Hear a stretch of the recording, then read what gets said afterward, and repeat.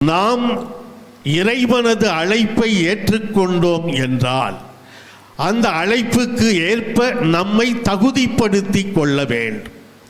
இறைவன் தனது அருளை எல்லாருக்கும் தருவதாக நாம் வாசிக்கிறோம்.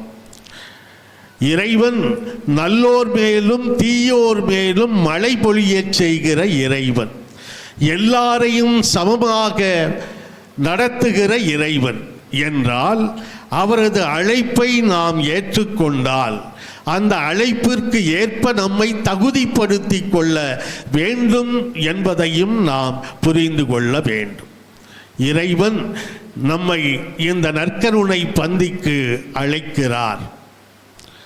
இந்த நற்கருணை பந்திக்கு நாம் வருகிற போது தகுந்த ஆடை எது என்றால் தூய உள்ளம், மாசு இல்லாத உள்ளம், பாவமில்லாத உள்ளம் கொண்டவர்களாக நாம் இந்த நற்கருணை விருந்திலே கலந்து கொள்ள வேண்டும். அதனாலே தான் நற்கருணை விருந்துக்கு முன்பாக சொல்லுகிறோம், தகுதியாக தங்களை தகுதிப்படுத்தி கொண்டிருக்கிற, தயாரித்து கொண்டிருக்கிற கத்தோலிக்க கிறிஸ்தவர்கள் மட்டுமே பங்கேற்கலாம் என்று சொல்லப்படுகிறதனுடைய காரணம் இதுதான்.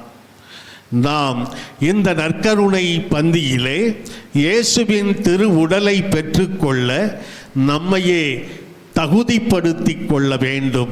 நம்மை தூய்மைப்படுத்துவதால், பாவக்கரை இல்லாமல் நம்முடைய ஆன்மாவை வைத்திருப்பதால், இதுதான் இயேசுவை, ஆண்டவரை நம்முடைய உள்ளத்திலே வரவேற்க, இந்த நற்கருணை பந்தியிலே பங்கேற்க நம்மை தகுதிப்படுத்தி கொள்வதன் அடையாளம்.